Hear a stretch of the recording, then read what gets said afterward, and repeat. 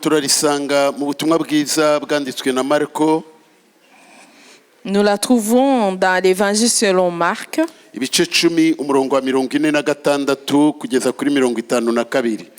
Le chapitre 10 du verset 46 au verset 52. Reka musabe asome. Lisons. Ils arrivèrent à Jéricho et lorsque Jésus en sortit avec ses disciples, une assez grande foule, le fils de Timée, Bartimée, mendiant, aveugle, était assis au bord du chemin.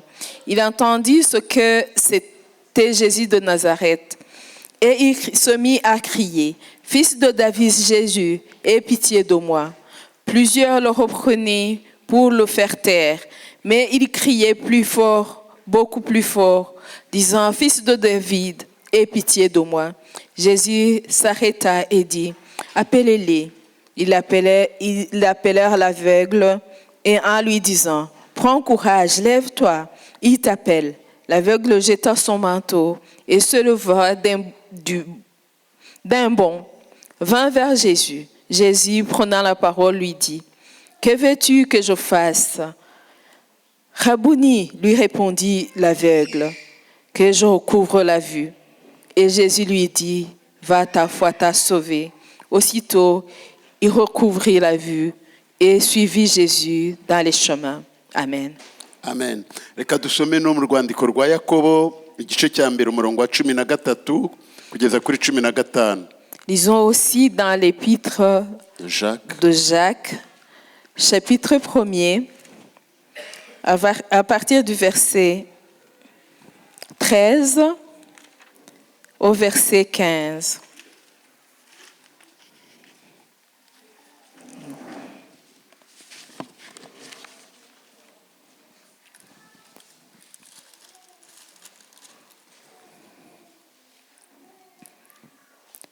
Que personne, lorsqu'il est tenté, ne dise: « C'est Dieu qui m'a tenté », car Dieu ne peut être tenté par le mal et il ne tente lui-même personne.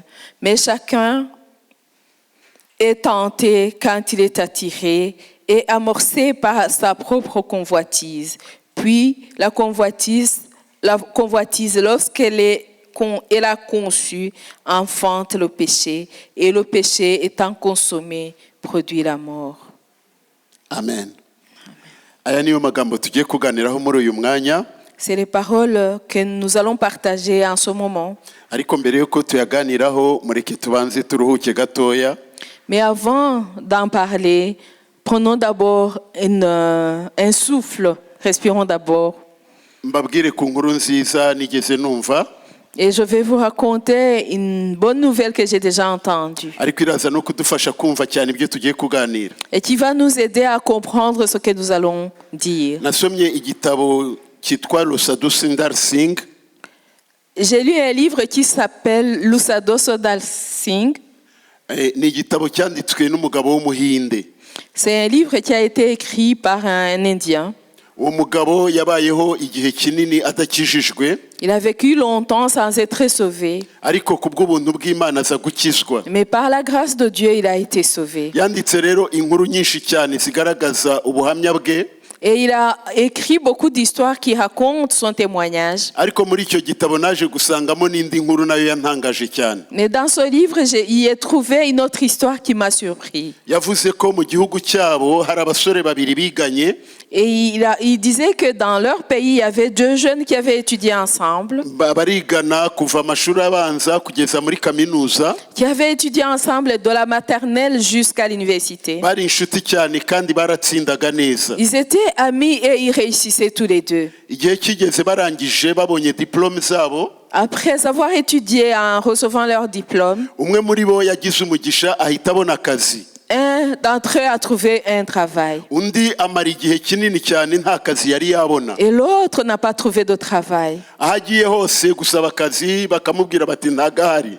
Et partout il cherchait, on lui disait qu'il n'y avait pas de travail pour lui. Yamaze igihe kirekire cyane atangira kwiheba. Et après un certain temps, il a commencé à se décourager. noneho amaze kwiheba akajya yirirwa nyine yitemberera yigendera gusa. Découragé, il passait ses journées à marcher ça et là. noneho umunsi umwe aza gutembera, imvura yari ihitutse yari imaze kugwa. Et un jour, il se promenait après que la pluie ait plu. noneho aza kugera ahantu mu ishyamba, Et il arriva dans une forêt. abona ahantu hanyuze umuvu w'amazi. Et il a vu là où le torrent d'eau était passé. noneho arakomeza akurikiraho amazi yagiye anyura. Il a suivi le chemin du torrent. ageze hepfo aza kubona akobo gatoya aho amazi yanyuze ariko hacukura akobo.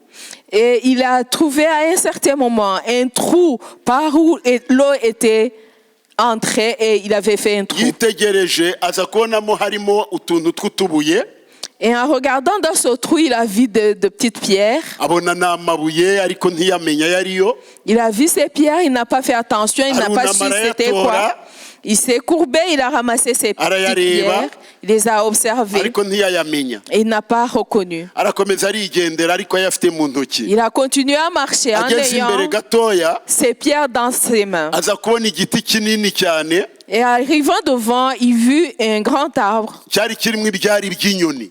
où il y avait des nids d'oiseaux. noneho afata ibuye rimwe aritera muri cya giti. Et il a pris un de ces cailloux qu'il avait ramassés, il a jeté dans l'arbre. agiye kubona abona nk'inyoni nk'eshanu ziragurutse. Il a vu qu'au moins 5 oiseaux volaient. abona ni byiza, aravuga ati ndashaka kuzimara mu giti. Et il a commencé à continuer à jeter en disant il faut que tous les oiseaux sortent de cet akajugunya arbre. ibuye inyoni nk'eshatu zikaguruka. Et il lançait la pierre et les oiseaux partaient. agahindukira akajya no mu rundi ruhande agatera no mu yandi mashami. Et il tournait autour de l'arbre en jetant la pierre autour de cet arbre. hepfo y'icyo giti hari umugezi munini cyane wahururaga. Et en bas de cet arbre, il y avait une rivière qui était une grande rivière. uko yateraga ibuye ryaramanukaga rikagwa epfo muri wa mugezi. Et chaque fois qu'il lançait la pierre, elle touchait l'arbre, mais elle est tombée aussi noneho dans la yarakomeje rivière. atera amabuye mu giti. Il a continué à lancer les pierres et les pierres...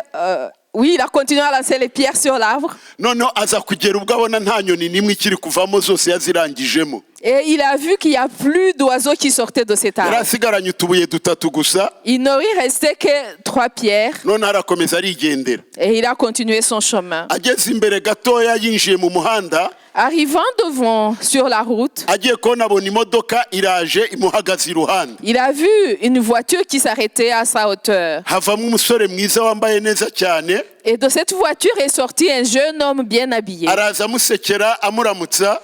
Souriant vers lui, le saluant. atura amahoro. Lui disant, undi es-tu en paix? aramureba akabona ajya kumumenya ariko ntamumenye neza. Et l'autre le regardait, mais il ne le reconnaissait pas. Il se disait, aravuga ati son harya visage me dit nkibuka quelque hehe, chose. tuziranye hehe. Et lui demanda, d'où est-ce que je te undi connais? ati inshuti yanjye ntabwo wibuka ko twiganye mu ishuri. Et l'autre lui disait, tu es mon ami, tu ne te souviens pas de moi. On était à l'école ensemble.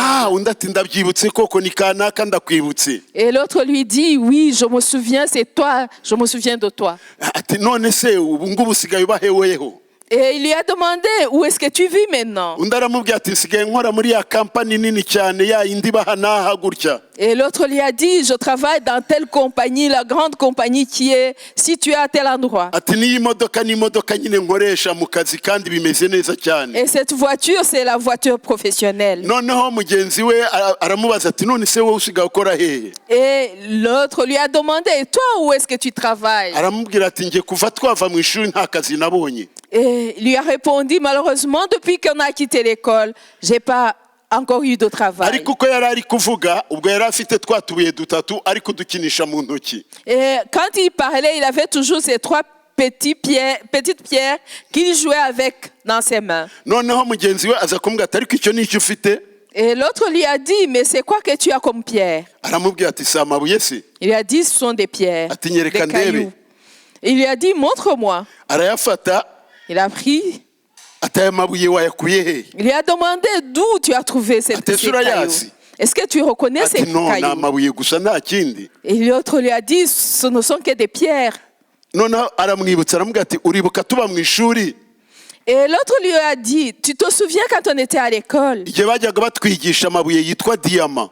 Est-ce que tu te souviens des pierres dont on nous a parlé qui s'appelaient ati si le ni diyama diamant? njye nazibonye ni diyama. Et lui dit, ça sont des diamants, je les reconnais, ce sont des diamants. Ngaho tekereza uko byamugendekeye. Imagine-toi ce qui a suivi. Ndatekereza ko yasimbutse cyane.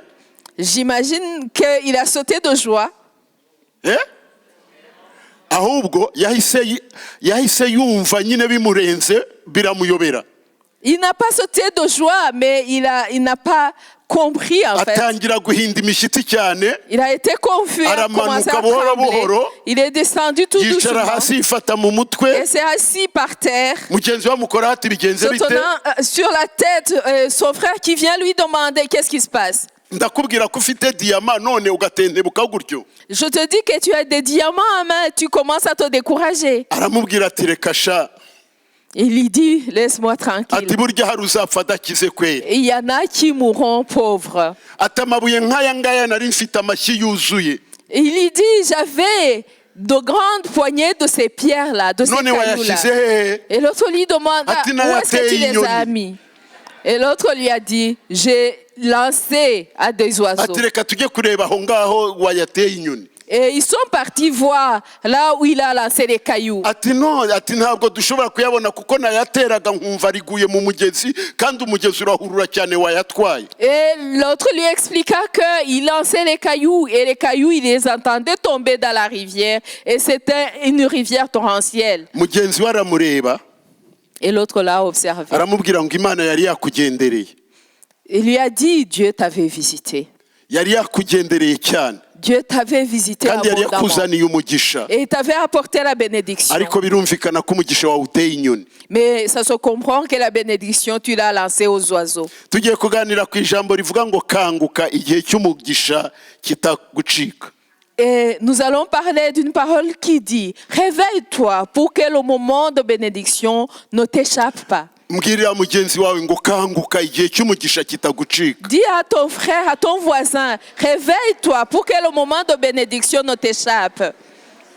Amen. Amen. Haleluya. Amen. Reka nze mbabwire, Et je vais vous raconter. murabizi neza yuko muri ubu buzima tubamo Vous savez que dans la vie que nous menons, twese duhora duhirimbana dushaka kugera ku bintu byisumbuye. nous nous battons toujours en recherchant d'avancer, d'aller plus loin. Umuntu akiga ashaka kubona diplome yisumbuye, On étudie pour avoir un grand diplôme. wabona akazi ukavuga uti ngiye gukora ekonomi kugira ngo nzashobore kubona inzu, Et quand tu as le travail, tu commences à économiser pour avoir une maison. ndashaka kubona imodoka nziza, Et je voudrais avoir une belle ndashaka voiture. kubona ibintu byiza Je voudrais avoir de belles choses. n'ibindi n'ibindi. Et autres, et tout à quoi on peut Reka aspirer. nkubwire, Mais je vais te dire, diplome, le diplôme, inzu, la maison, imodoka la voiture, n'ibindi byose n'amafaranga et n'amakonte, tout ce que tu peux dire, argent et compte bancaire, ibyo ngibyo tout cela, abantu bashobora kubiguha, les gens peuvent te les donner. ababyeyi bashobora kubiguha, Les parents peuvent te les inshuti donner. zishobora Les kubiguha, amis peuvent te les donner. kandi Mais hari ibindi bindi il y a autre chose tugira que nous avons, que nous possédons, ariko nta muntu n'umwe ushobora kubiduha. que personne ne peut nous donner, nous Ndashaka procurer. kukubwira uburyo ibyo bintu iyo tumaze kubibona Et quand on vient de recevoir ces choses-là, Tujya que personne ne nous tubirinda procure, cyane. nous devons les protéger. turabirinda très jalousement Quand nous avons ces choses-là, nous les protégeons jalousement kugira ngo hatagira uwabidutwara, pour que personne ne puisse venir nous les ravir. kandi ibyo ngibyo bigira bamwe, abandi si abantu bose babigira. Et c'est pas tout le monde qui a ce genre de choses. Ntabwo ari abantu bose bagira amadiplome, C'est pas tout le monde qui a un diplôme. ntabwo ari abantu bose bagira amafaranga cyangwa amazu cyangwa amamodoka. C'est pas tout le monde qui a de l'argent, des voitures ou autre chose. Ariko ndashaka kukubwira ubukire bumwe abantu bose tugira, Mais je voudrais te dire une richesse que tout le monde possède. nyamara bwo abantu ntabwo bajya baburinda. Mais beaucoup ne protègent pas cette richesse-là. Ubukire bwitwa igihe. La richesse qui est le temps. Igihe Le temps.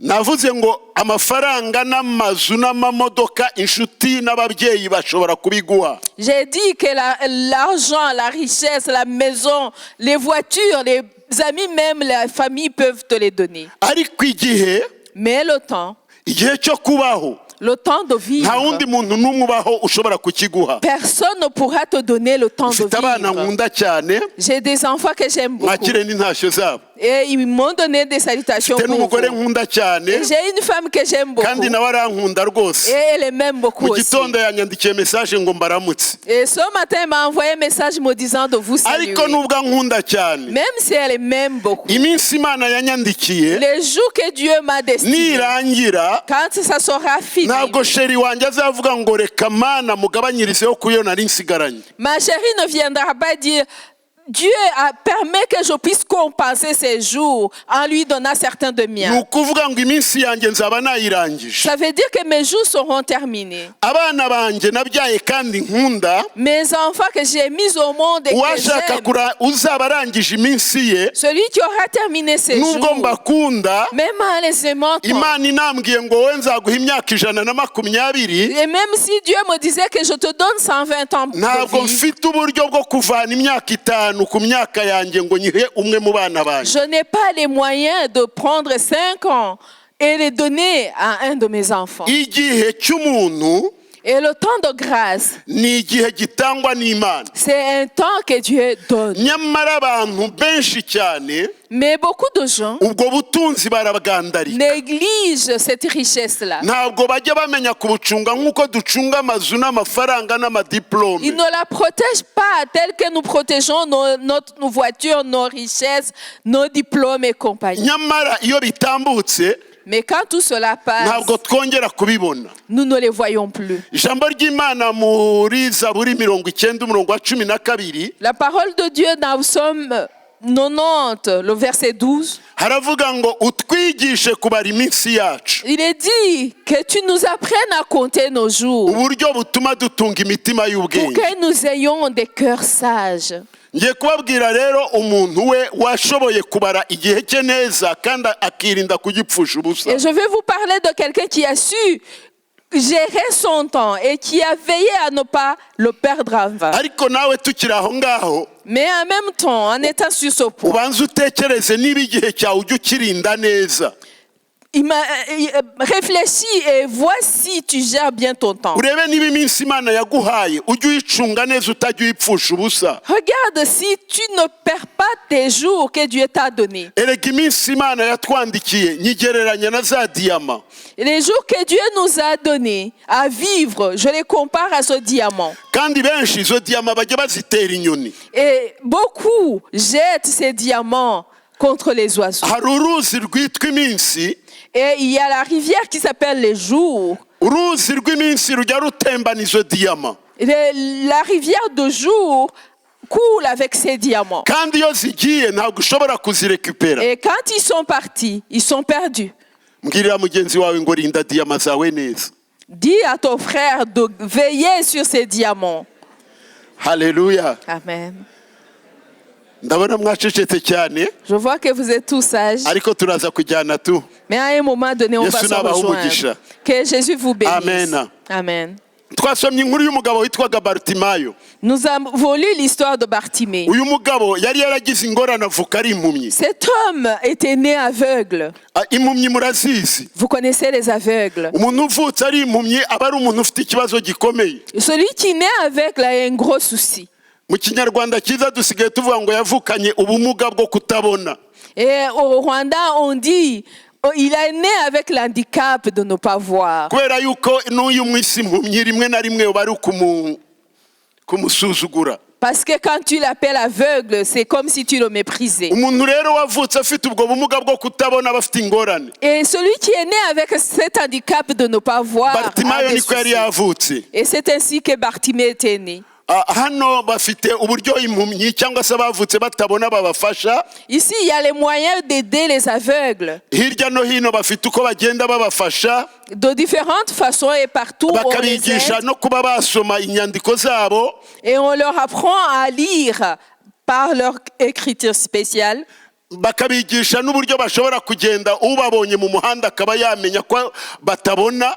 Et il leur donne un signe qui fait que celui qui les voit sur la route, ceux qui murabona ne za voient nkoni pas, z'umweru bagendana, vous voyez les cannes blanches qu'ils ont. sinzi na hano niba ariko bimeze, Même si je ne sais pas s'il y en a. ariko iwacu niko bimera, basigaye babaha inkoni z'umweru ku buryo yayitambika atya ugahita ubona uti uriya afite ubumuga bwo kutabona. Et chez nous, on a ces cannes blanches qu'ils tendent et tu sais qu'il a cet handicap-là.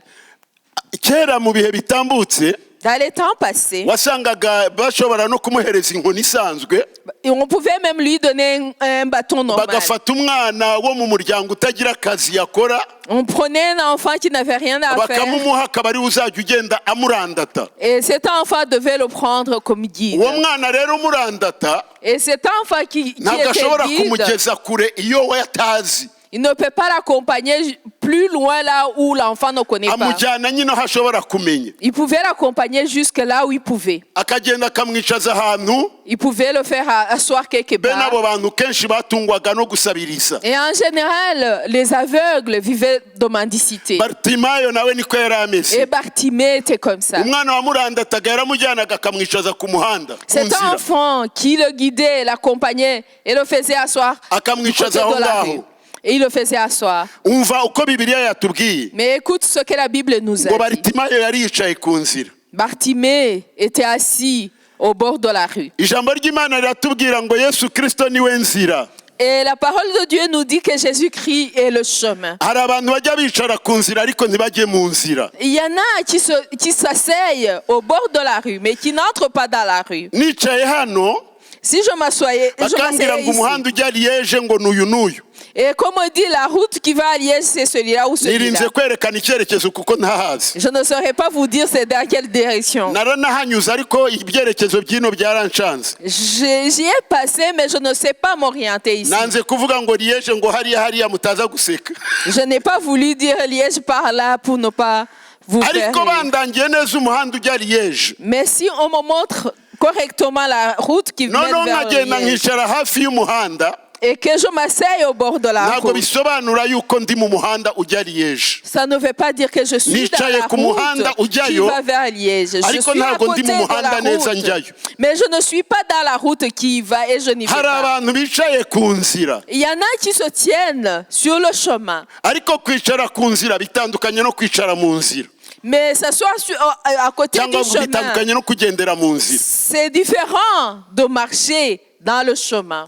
Reka nkubwire ku nzira ari hehe. Et au bord du chemin, c'est où? Ku nzira ni mu idini.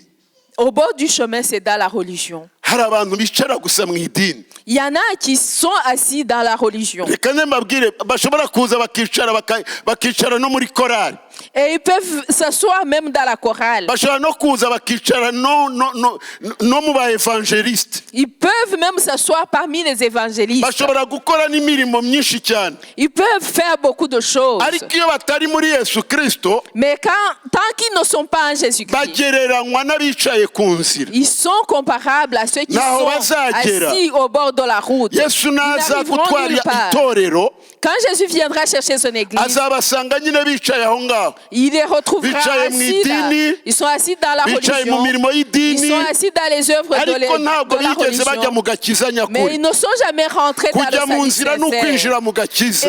à être dans le chemin, c'est rentrer dans le salut. Bartimayo nawe yari yicariye ku nzira, Et Bartimée abandi s'asseyait bantu au bord bose de la rue. bagatambuka Tout le monde passait. bakamunyuraho, Il passait à côté de lui. ariko yari yarumvise inkuru imwe Mais il avait entendu yuko hari l'histoire. umwami Yesu Kristo ujya ukora Il y ibitangaza. a un Seigneur Jésus-Christ qui fait les miracles. Nababwiye ngo yahoraga ari gusabiriza, Je vous ai dit qu'il était mendiant. mu biganza bye buri gihe yahoraga afite agakorasi yaririmbaga. Dans ses mains, il avait toujours un cantique qu'il entonnait. Mwaririmbye uturirimbo twiza numva binkoze ku mutima, Vous avez fait de bons chants et ça m'a touché ndavuga vraiment. ngo wanyicaza hano nkajya niyumvira izi ndirimbo. Et je me suis dit si je pouvais m'asseoir tout le temps ici et écouter Reka ces nkubwire chants. akakorasi ka Bartimayo we uko yahoraga aririmba. Et le cœur de Bartimée était celui-ci. Yaheraga mu gitondo aririmba, Et il commençait dès le matin en sinzi chantant. akoro cyangwa note Je yaririmbiragamo, ne sais pas dans quel accord il était ariko ou avec yaravugaga quelle ngo note. ma. Il était là, donne-moi, donne-moi, donne-moi. Abatambutse bose ngo ma. Et tout ce qui passait, à tout ce qui passait, il disait, Byagera donne-moi. akahindura mu ijwi, Et après, il changeait la voix. akavuga ngo mpa, Ima. yarimba akavuga ngo mpo. Et à un moment donné, il pouvait descendre et dire, agahindagura mu majwi donne-moi. y'imikorasi se ntibagomba kuririmba ukuntu nyine C'est dans un cœur, il pouvait changer de kugira ngo ton arebe ko byakora ku marangamutima y'abantu. pour essayer de toucher les sentiments des gens. Ma, Donne-moi. akaba aririmbira atyo. Et il chantait ainsi pour eux. Byageze aho nza gutekereza À un moment donné, je me suis demandé, wari kugera aho ngaho celui qui pouvait arriver à cet atazi ururimi rwa endroit-là, Bartimayo sans connaître la langue de Bartimée, yashoboraga gutekereza ko iyo aveni yitwa mpa, il pouvait penser que cette rue s'appelle Donne, aveni yitwa mpa. que cette rue s'appelle Donne-moi. Abantu batarakizwa nyine Et les gens qui ne sont pas nabo encore bagira za sauvés, aveni bicaraho. ils ont des rues où ils se tiennent. Bartimayo rero wamuherezaga amafaranga Et à Bartimée, on donnait de l'argent yashoboraga guhita aterera mu ikoti. et il pouvait mettre dans sa poche. Iryo koti muze kuntega amatwi ndaribabwira. Il mettait dans son manteau. Et je vais vous parler de son manteau. Et celui qui lui donne une banane, Agahita aterera mu ikoti. il mettait dans son manteau. Urumva ko igikoti cye cyari kibyimbye Ça veut dire que son harimo ibintu manteau byinshi cyane. était lourd parce qu'il supportait beaucoup de choses. Kandi bene abo bantu basabiriza Et ces gens qui sont iyo mendiants, umaze kumuha après que tu lui aies donné quelque ahita chose, abihisha, wahagera undi yahagera ukagira ngo ntacyo yigeze abona. il cache pour que l'autre, quand il arrive, il Agahita fasse atangirana comme s'il n'avait agakora rien gusa reçu. ngo mpa, Et il va continuer son cœur en mfungurira. disant, donne-moi, donne-moi, donne-moi.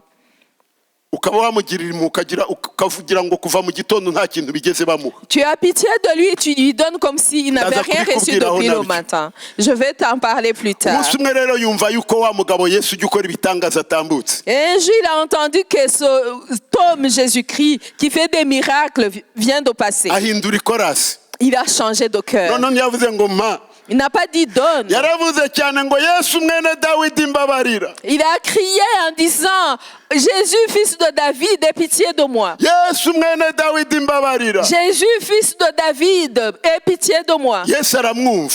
Et Jésus l'a entendu. Kandi Yesu yari ari kugendana n'abandi bantu benshi. Et Jésus marchait avec beaucoup de Yaravuye gens. gukora ibitangaza. Il venait de faire des Abantu miracles. benshi bari Il y bamukikije. avait beaucoup de gens autour Noneho de abandi lui. bari bari iruhande rwe Et tous ceux qui étaient autour de lui, bashaka gukomeza kwiyumvira ils Yesu. voulaient continuer à écouter Batumva Jésus. yampumyi iri kudusakuriza. Et il commençait à dire, Ati, écoutez ceceka l'aveugle là, il commence à nous Guma aho faire ngaho du bruit. wowe. Tais-toi, reste là. Ariko nawe ntiyaceceka. Mais lui non plus, il ne s'est Arasakuza pas cyane tué. ngo Yesu mbabarira. Mais il a crié davantage en Yes, disant, aramwumva. aie pitié de moi Jésus. Reka nkubwire, Et Jésus l'a hari entendu. abantu bajya bitwa ko bagenda iruhande rwa Yesu. Et je vous dis qu'il y a des gens qui marchent, Ni ba bandi bari mu rusengero, marcher à côté de Jésus. ni Ils ba sont bandi dans bari mu l'église, makorari, ils sont dans les ni chorales, ba bandi bahora baza buri ils munsi, viennent tout le temps. ariko mu by'ukuri imbuto zabo Mais leurs fruits zijya zibuza abandi kuza kwegera Yesu. empêchent les autres d'approcher Jésus. Bakaririmba neza, Ils chantent bien, bakaza gusenga mu rusengero, ils viennent en prière à ariko baba bari l'église, mu kazi, mais au travail, abandi babareba, quand les autres bakavuga les ngo harya nawe observent, ujya uvuga ngo uri umukirisitu. ils se demandent, est-ce que tu dis Harya que nawe tu es ujya chrétien? gusenga buri Et cyumweru. toi aussi, tu vas Ati prier tous yewe les njyewe ntabwo dimanches. nabijyamo. Moi, je n'irai pas dans Ndabona cette umeze kimwe histoire-là. n'abandi bose. Parce que tu es Hari comme abantu les begereye autres. Yesu Il y en a qui sont à côté de Jésus. kubera ko batera imbuto zikwiriye Mais abihaniye, comme ils ne portent pas les fruits de la indirectement baba bari repentance, kubuza abantu kuza kuri Yesu. indirectement, ils empêchent les gens d'approcher Yesu Jésus. yigeze abwira abanditsi n'abafarisayo, Et Jésus a dit une fois Arababwira aux ngo muzabona pharisiens, ishyano. aux scribes, en disant, malheur à vous, nk'abafarisayo mwe, vous pharisiens, kuko mwakinze ubwami car bw'Imana, vous avez fermé ngo le abantu royaume de Dieu batabwinjiramo, pour que les gens ne puissent ngo kandi entrer. namwe mwanze Et kubwinjiramo. vous non plus, vous avez refusé Ni d'y gute entrer. dushobora gukingirana abantu kwinjira mu bwami Comment bw'Imana? pouvons-nous empêcher les gens d'entrer dans le royaume Imirimo de yacu Dieu? n'ingeso zacu Par nos œuvres, nos habitudes, nos bishobora kubuza abantu comportements. kuza kureba Et Yesu. cela peut empêcher les gens de venir Umva voir ngo abari Jésus. bakikije Yesu nibo bacecekesheje Bartimayo. Et ceux qui étaient autour de Jésus, c'est eux qui ont fait taire Bartimée. Ariko Yesu nahabwa icyubahiro. Mais que Jésus soit béni. We yari yamwumvise. Lui, il avait entendu. Aravuga ngo nimumureke Il nimumubwire lui aze a vuba dit, vuba. laissez-les, dites-lui de venir. Reka nkubwire, Je te dis, iyo Yesu yagukinguriye, Quand Jésus t'ouvre la Ntawagukingirana. porte, personne ne peut Iyo Imana refermer. igukinguriye Et quand Dieu ntawagusubiza t'ouvre, inyuma. personne ne peut te faire babandi bahoze reculer. bavuga ngo ceceka ceceka Quand ceux-là qui disaient bahize tais-toi, birukanka ngo vayo tais-toi, ngo ngwino araguhamagaye. ils ont été l'appelé lui disant dépêche-toi, il Kare t'appelle. hose se kuki batari bamuhamagaye. Pourquoi auparavant il l'avait pas appelé? Ariko kuko bibutse yuko Yesu amwibutse Mais comme ils ont vu que Jésus se souvenait de bagiye lui, kwihohora bamuhamagara. ils commencent à faire semblant, ils vont l'appeler. Bartima yarahaguruka rero. Et Bartimée se lève. Tugaruke kuri rya koti rye. Nous revenons sur son Yuzuye ibiceri manteau, by'amafaranga, rempli de pièces d'argent, ibitoki, de bananes, ibigori, de maïs, amabuye abana bamuhaye des pierres que les bamukinisha. enfants lui ont donné en byose jouant biri muri avec cya lui. gikoti. Tout ça était dans Agiye son manteau. guhaguruka yumva biraremereye. En voulant se lever, Kandi le manteau yumva Yesu était ari lourd. kwihuta. Et Jésus était Aravuga pressé. ngo c'est maintenant ou jamais. Et il s'est dit, c'est maintenant ou Nancika c'est jamais. sinzongera kumubona. Et s'il part, je ne vais plus le Aravuga ati iki retrouver. gikoti Et il a décidé en disant son abantu bampaye manteau. amafaranga Oui, les gens m'ont donné bampaye de imineke l'argent. Ils n'ibitoki m'ont donné les bampaye bananes. ibijumba Ils birimo m'ont donné les patates ariko douces. ntawigeze ampa icyo Yesu ngiye kumusaba. Mais personne ne m'a donné Aravuga ce ngo que je ngiye vais demander kukiyambura à Jésus. Je vais m'ôter son manteau kugira ngo nshobore kwihuta. pour que je puisse me Ngo dépêcher. ajugunya rya koti. Il a jeté Ngo son ati umwenda manteau. we niko Bibiliya yavuze. la Bible nous dit qu'il a Nusoma jeté muri son izindi manteau. Bibiliya baravuga ngo ajugunya manto ye. Et la Bible nous dit qu'il a jeté son manteau. Cyari kimuremereye. Il a abandonné, Ijambo il pesait ry'Imana mu lourd. Baheburayo Et la parole de Dieu dans Ibice cumi na Hébreux, bibiri. le chapitre 12, haravuga ngo nuko natwe et que nous aussi, ubwo tugoswe n'igicu cy'abahamya bangana batyo comme nous sommes entourés Ngo par twiyambure la nuée ibituremerera. de témoins, dévêtons-nous de ce qui est lourd. hari ibintu bituremerera Il y a des choses qui pèsent bitubuza sur kwegera nous, Imana. qui nous empêchent de nous Hari ibintu approcher tubana de nabyo, Dieu. Il y a des choses dans ariko lesquelles nous ugasanga vivons biremereye. et qui sont lourds. Reka mbabwire Dawidi Et je vous parle de David. cya gihe yari agiye kujya kurwana na Goliyati. Quand il allait combattre contre Goliath, Sawuli yabaye nk'umubwira ati ariko se waretse nka kwambika imyenda nyine ya gisirikari nawe ukagenda usa n'abasirikari. Saul a voulu lui mettre les vêtements de militaire pour qu'il marche comme un soldat. Ngo Sawuli yiyambura umwenda we ngo arawumwambika. Et Saul a ôté son vêtement, il a Na mis bya à bikirase David. byose yari afite arabimwambika. Il lui a mis toutes les cuirasses qu'il avait. Abasobanura Bibiliya baravuga ngo burya yari ari gukora handover remise indirectement atabizi. Et ceux qui interprètent la Bible disent que Saul, à ce moment-là, il faisait la remise à David sans Kubera le ko savoir. Dawidi yari yaramaze gusukwaho amavuta ko azaba umwami. Parce que David avait été loin déjà comme roi. Noneho rero Sawuli atabizi ntiyamenya Saul- yuko uwo nguwo ibyo yiyambuye abimuhaye ari ibisura ko azaba umwami. Sans le savoir, il n'a pas pensé que ce qu'il ôte en le donnant à David, il envisage qu'il sera roi. Dawidi rero ngo tekereza ukuntu yabanje akajya hirya mu gikari kugira ngo akore imyitozo gatoya. J'imagine que David est allé derrière, commencer à s'exercer d'abord. Aravuga ati igihe intare yazaga gufata agahene kanjye. Mais à un moment donné, il s'est dit, quand le lion est venu prendre mes agneaux, Ati icyo gihe nahise nuzura umwuka w'Imana ndasimbuka ndayifata. j'ai été rempli de l'Esprit de Dieu et j'ai sauté, je l'ai Reka attrapé. nze ndebe ko nza koza gushobora gusimbuka kugira ngo Goliyati mucakire. Je vais voir si je saurais sauter pour Ngo agiye attraper Goliath. kubigerageza Et quand il a essayé, ubwo bya bindi yari bari bamwambitse byari biremereye. ce qu'on lui avait fait porter était akumva lourd. wapi nta souplesse Il a na essayé. flexibility ikirimo. Et il n'y avait pas de souplesse ni de flexibilité. Aragaruka abwira Sawuli Il est revenu à ati Saul. mwami ibi ni mubinyambure ntabwo mbimenyereye. Il lui a dit, ôtez-moi tout ça, je n'ai pas Urugamba l'habitude. rw'Uwiteka nagenda urwana nuzuye umwuka w'Imana. Le combat de Dieu, je l'ai fait en étant rempli de l'Esprit Saint. Je ne l'ai pas fait en étant revêtu de tout ça. Hari ibintu tutagomba kumenyera.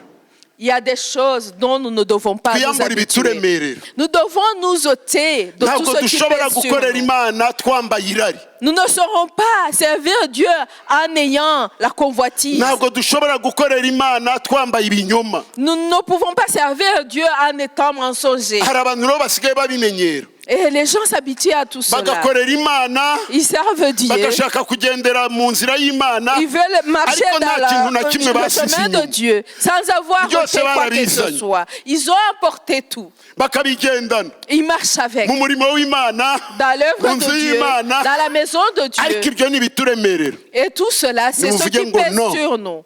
Et à tout cela, disons non.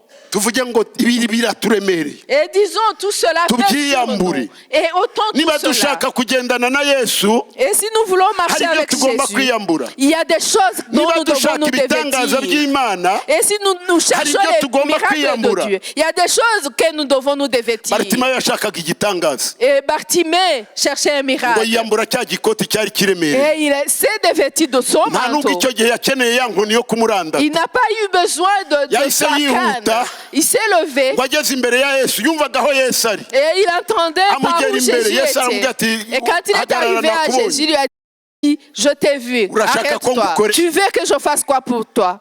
Bartimayo Bartimée. vuba cyane ahita atangira kubara Il a commencé à calculer. bampaye amafaranga On m'a donné l'argent. n'ubundi ndacyari ku nzira Je suis toujours au bord bampaye de la ibyo rue. kurya n'ubundi On m'a ndacyari donné à ku nzira manger. Je suis toujours au bord reka de la musabe rue. ikintu gisumba ibyo byose Je vais lui demander quelque chose qui dépasse tout cela. mwami ndashaka guhumuka Il a dit, Seigneur, je voudrais nimara voir guhumuka que je recouvre la nanjye vue. amafaranga nzayishakira Quand j'aurai nanjye ibyo recouvert kurya ma vue, je nzabyishakira vais trouver à kuko manger ibyo par bampaye byose moi-même. ntabyamariye Je vais n'ubundi trouver imvura tout. Car tout ce que j'ai inyagirira reçu hano ne me sert à rien. La pluie tombe sur moi en étant ici. mpumura ndashaka guhumuka Que je recouvre la vue, je Yesu voudrais aramureba voir. Et Jésus l'a ngo regardé. genda bikubere nk'uko Il lui wizeye a dit, haleluya va et que ce soit selon ta foi. umva akantu Amen. kakurikiye Et autre chose qui a suivi. uwo mwanya À ce moment-là, ntabwo yongeye kwicara ku nzira il ne s'est plus assis au bord de yahise la ajya mu rue. nzira nawe aramukurikiye Il est rentré dans la rue et il haleluya a suivi. kuko yagendaga abona hanyuze Car il voyait là où Jésus passait. kuva ku nzira Il quittait le bord de la uva ku rue. nzira Quitte ku le nzira. bord de la rue. kuko ku nzira ntabwo hazakugeza mu Au ijuru bord de la rue, Jya ça mu ne te nzira. conduira pas au ciel. Jya muri Yesu. Entre dans la rue Nibwo et uzagerayo. entre à Jésus-Christ. naho kwicara mu C'est là idini où tu gusa vas y arriver. turi muri sepu S'asseoir seulement turi dans muri korari l'église, te disant je ntabwo suis ibyo chez byazatugezayo Seb, ni je suis ukuri dans la chorale, Kizatugezayo cela ni ne uko te fera twakira pas Yesu. arriver. Ce qui va te faire Tugakizwa arriver, neza. c'est recevoir Jésus-Christ, reka ngaruke recevoir inyuma le gatoya salut ndi complet. kurangiza Je suis en train ko de nasigaranye terminer. umunota umwe nawo warangiye mu minsi itanu Urayimpaye?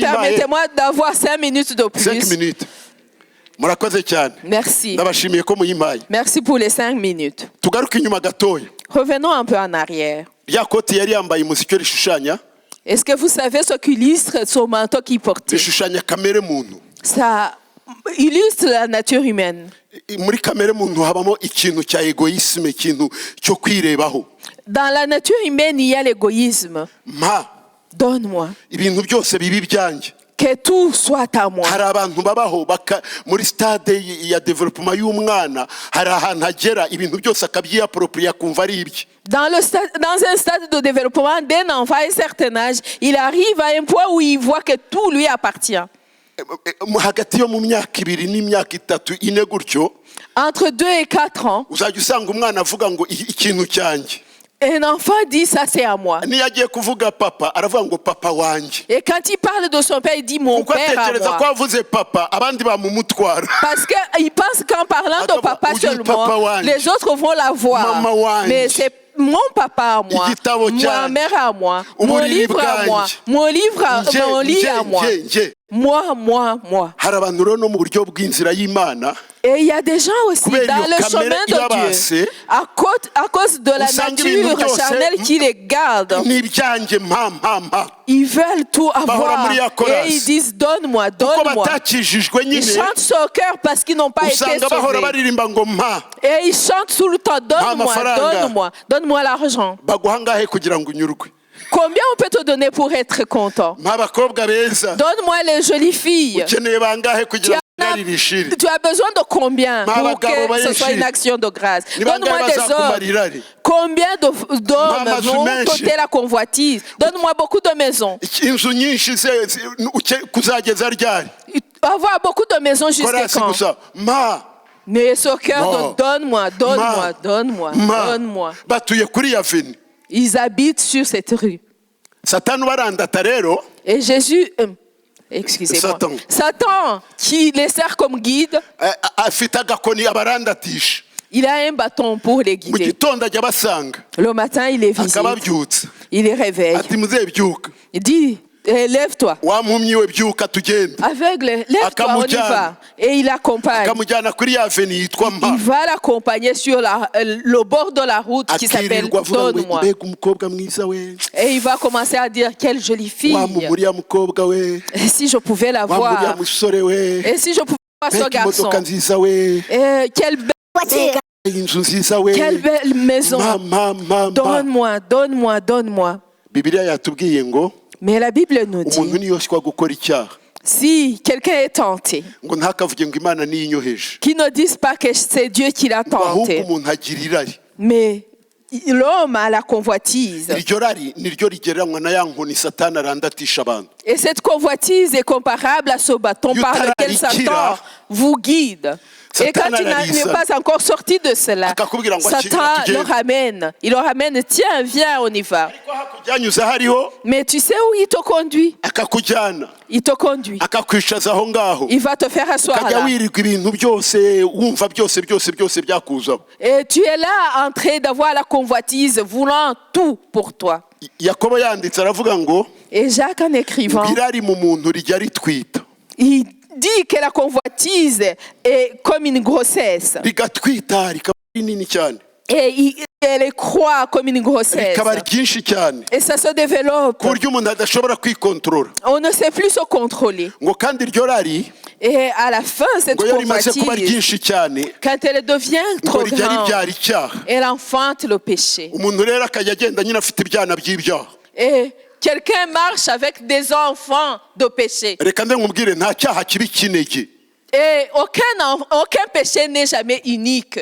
icyaha kijya kibyara ikindi Le péché enfante un autre péché. umuntu ashobora kurarikira Quelqu'un peut avoir la convoitise. yamara kurarikira irari rikamubyarira gusambana Et en ayant la convoitise, il va se retrouver dans reka l'adultère. mbaho urugero ruzwi cyane muri bibiliya Et je vais vous donner un exemple. dawidi yararikiye Qui est umugore clair. wa uriya Et David a eu la convoitise de la femme d'Uri. kuko icyaha cya irari ryatwise rikabyara Comme la convoitise est tombée enceinte, et ça s'est rimubyarira développé. ubusambanyi Ça l'a poussé à l'adultère. noneho ubusambanyi nabwo bumaze kugenda nyine nabwo bugenda bwororoka nabwo bukabyara ibindi byaha Et dans l'adultère, aussi, ça se développe et ça génère d'autres péchés. aravuga ngo kugira ngo batazabimenya Et pour que personne ne le sache, reka mpamagare uriya aze ajye kurara iwe noneho bazavuge ko iriya nda ari iye je vais rappeler Uri pour qu'il revienne, rentre chez lui, pour que la femme qui est enceinte, on dise que c'est de son mari. urumva icyo cyuzukuru kije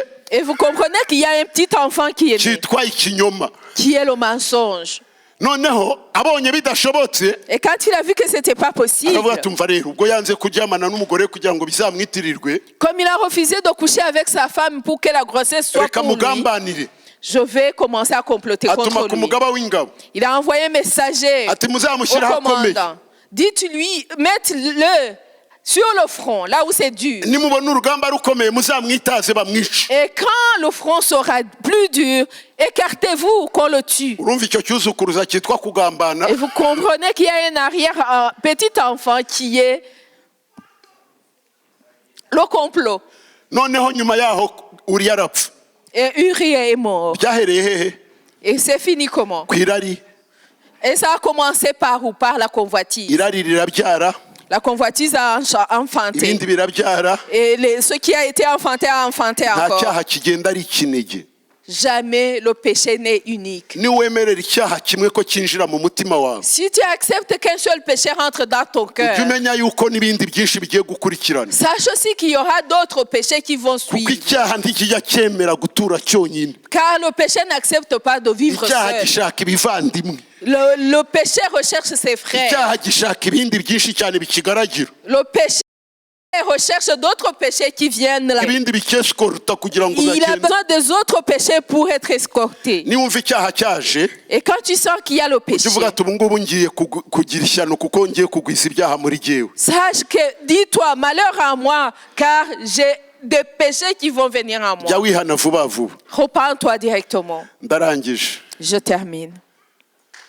igihe cyawe Ton temps, navuze ngo ni diyama c'est du diamant. ntugipfushe ubusa Ne le gaspille pas. niwumva ijambo ry'imana Quand tu entends la parole de ujye Dieu, wihutira kwihana cours et repens-toi. kuko iyo ni diyama Ça, c'est du diamant. umunsi nk'uyu nguyu iteraniro nk'iri ngiri Le jour comme celui-ci, dans une réunion comme pareille, comme ntukaripfushe ci, ubusa. ne le néglige pas. hari igihe umwuka wera azakugenderera unaryamye, Car l'Esprit de Dieu pourrait te visiter en étant uramenya endormi. utazamuhakanira ngo nzaba nihana. Ne lui dis pas non, je Ujye me wihana bwangu, repartirai vuba, une vuba. autre fois. Repends-toi directement. iminsi yawe ufite ni diyama, Tu as assez du diamant. zikoreshe neza cyane Exploite-les correctement. kandi ukurikirane umenye ikintu cy'ingenzi ukwiriye kubwira Yesu yagukorera. Et poursuis pour savoir ce que tu dirais à Jésus de faire pour Yesu toi. arabishoboye, Jésus est capable. ashobora kukwambura ibyo byakuremereye. Il peut te dévêtir de tout ce qui hari pèse sur icyaha toi. wigeze ukora n'ubu ujya ukigendana, Tu as un péché que tu as déjà commis y'abandi et bagiye tu marches kuzura avec. umwuka wera wowe uragerageza ukajya wumva Et kiraremereye, au moment d'être rempli du Saint-Esprit, tu essaies, mais ce péché pèse sur toi. ukiyambure. Ôte ce péché. kandi satani nakuzanira inkoni y'irari, Et Satan, quand il t'amène le bâton de uvuga ati ndi convoitise, umwana w'Imana subizayo, dis-lui, je n'en ai pas besoin, je suis enfant de Dieu. kuko namaze kumenya ko irari rijya ritwita, Car je sais que la convoitise grandit. kandi iyo ritwise ngo rijya ribyara ibyaha, Et quand elle porte la grossesse, elle enfante le péché. kandi ibyaha ngo bijya bibyara urupfu. Et le péché enfante la mort. ndakufuriza ubugingo buhoraho muri Kristo Et je te Yesu. souhaite la vie éternelle en Jésus-Christ. mwubike imitwe yanyu tugiye gusenga. Inclinez vos têtes, nous allons mwampaye prier. iminota 5 none niyongereyeho 3 mwakoze. Vous m'avez donné 5 minutes et je me suis rajouté 3. Mumbabarire, nanjye Merci et excusez-moi. niwo mwanya nari mbonye kandi ndi gusoza. C'est le temps que j'ai trouvé et c'est la fin. ngira ngo umuntu wese wumva ashaka kwiyunga n'Imana, Je voudrais que quelqu'un qui sent qu'il a besoin de se réconcilier avec Dieu, ushaka guprofita iyi diyama y'iyi minota akayibyaza umusaruro, et qui veut profiter de ce diamant, de ces quelques minutes pour les rentabiliser. aka kanya keza ko kwakira Yesu Kristo ntukice C'est le ntugapfushe temps de ubusa. recevoir Jésus-Christ. Ne le négligeons pas. kanguka igihe cy'umugisha kitagupfira ubusa cyangwa kitagucika. Réveille-toi pour que le moment de iki bénédiction ni ne igihe t'échappe cy'umugisha pas. cyo kwakira Yesu Kristo, Le moment de bénédiction de recevoir kandi Jésus-Christ. niba waranamwakira ariko hakaba hari aho ugeze uteshukana n'uyu mwanya Et aracyateza si amaboko tu ngo l'as déjà akubabarire. réussi, qu'à un moment donné tu as trébuché, il Rambura est ikiganza là, cyawe il tend tugusengera ses bras Imana. pour te pardonner. Lève Rambura ta main, ikiganza nous cyawe. allons prier pour toi. Murakoze Lève ta cyane. main.